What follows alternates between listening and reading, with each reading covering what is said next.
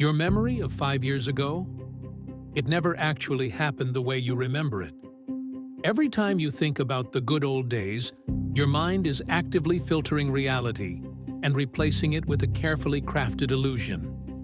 But why does your brain spend so much energy rewriting your history? Why do we feel this strange, aching pleasure when looking at old photos? And what if this mental glitch is actually an advanced survival mechanism? Think about a vacation you took a few years ago. You probably remember the beautiful sunset and laughing with your friends. What you don't remember is the exhausting flight delay, the lost luggage, or the argument over where to eat. Psychologists call this Rosy Retrospection. In a classic psychological study, researchers tracked a group of cyclists on a 3-week tour. During the trip, the cyclists constantly complained about the pouring rain, the physical exhaustion, and the terrible mud. But when researchers interviewed them a few weeks later, the negative memories had almost completely vanished. The cyclists described the trip as a profound, joyous adventure. They didn't just forget the mud. Their memories of the misery had largely faded or been reshaped. It is a cognitive bias where we judge the past significantly more positively than we actually experienced it at the time. Your memory isn't a video camera recording objective facts. It is a movie director, cutting out the boring parts and adding a dramatic emotional soundtrack. This happens because of a cognitive mechanism called the fading affect bias. Neurological studies reveal that the negative emotions attached to a memory fade significantly faster than the positive ones. This isn't a flaw. It's a critical evolutionary feature. If you vividly remembered the raw intensity of every rejection, failure, and embarrassment you've ever felt, you would be too paralyzed by fear to try anything new. Your brain filters the pain so you can keep moving forward. But this psychological defense mechanism comes with a side effect. It creates a powerful longing for a timeline that never actually existed. The word nostalgia comes from 2 Greek words, nostos, meaning returning home, and algos, meaning pain. It literally translates to the pain of an unfulfilled return. In the 17th century, physicians believed it was a dangerous brain pathology. Today, modern neuroscience reveals it is actually an emotional thermostat. To prove this, researchers used fMRI scanners to look inside the brains of people experiencing nostalgia. What they found offered new insights into how nostalgia works. When you feel nostalgic, 2 specific areas of your brain light up simultaneously. The hippocampus, which acts as the hard drive for your personal memories, and the ventral striatum, the reward center of your brain. Your brain's reward networks become highly active during nostalgic recall. But why? Psychologist Konstantin Sedekidis placed people in rooms of varying temperatures and discovered something incredible. The people sitting in freezing cold rooms reported significantly higher levels of nostalgic memories. And when they engaged in nostalgic thinking, they actually perceived the room as warmer. Nostalgia literally warms you up. When you feel isolated, lonely, or anxious about the future, your brain accesses warm memories to stabilize your nervous system. It triggers a comforting release of neurotransmitters. But the science goes even deeper. Studies in terror management theory suggest that nostalgia can serve as an important cognitive defense against existential dread. In psychological trials, when researchers subtly reminded test subjects about the brevity of life, the subjects' brains automatically triggered a massive wave of nostalgic memories. It is your mind's emergency blanket. Nostalgia reduces anxiety by convincing you that your life has meaning, roots, and continuity. But because it feels so comforting, nostalgia can easily be weaponized against you.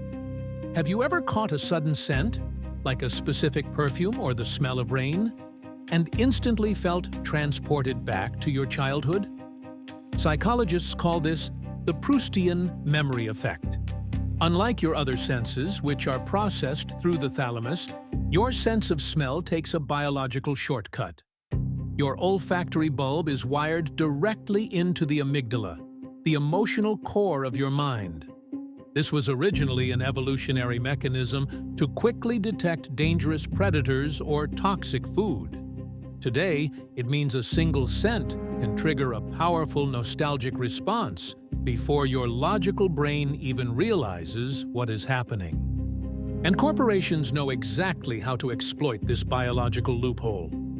Many companies and marketers leverage these cognitive biases. Why does the music from your teenage years sound infinitely better to you than anything released today? It has nothing to do with the actual quality of the music. You are experiencing the Reminiscence Bump. Between the ages of 10 and 30, your adult identity is forming, and your memory storage operates at peak capacity. The songs and movies you consumed became hardwired into your sense of self. When you hear a song from high school, you are neurologically reconnecting with the younger, more hopeful version of yourself. Marketers understand this mechanism perfectly. When a brand triggers your nostalgia, it easily slips past your rational thinking. Behavioral economics shows that when people feel nostalgic, they become drastically less sensitive to price. We literally throw our money at the illusion of returning to a simpler time. But here is the ultimate secret about that simpler time. It never existed. You are experiencing declinism, a widespread cognitive bias where every generation firmly believes that society is collapsing and things were infinitely better in the past. You aren't actually longing for the year 2010 or whatever era you consider your golden age. You are longing for the feeling of not having adult responsibilities. You are comparing your messy, highly stressful present moment to a heavily sanitized memory of the past. It is an unwinnable comparison. This psychological trap is deepened by another cognitive glitch called the Zeigarnik Effect. The Zeigarnik Effect states that the human brain remembers incomplete tasks far better than completed ones. The mind violently hates unfinished business. This is why we romanticize the one that got away or the career path we didn't take. We feel agonizing nostalgia for alternate realities, obsessing over the unwritten chapters of our lives. We convince ourselves that the path we didn't choose would have been perfect. In reality, it just would have featured a different set of problems. So how do we break the spell? How do we stop living in the rearview mirror? You must recognize nostalgia for what it truly is. It is a psychological tool designed to give you comfort, not a map designed to show you objective reality. When you catch yourself romanticizing the past, you have to actively remind yourself of the stress and uncertainty you felt back then. Because the truth is, the good old days are happening right now. 10 years from now, you will look back at today with the exact same unexplainable longing. Your brain will filter out the stress you are feeling right now, and you will desperately wish you could return to this exact moment.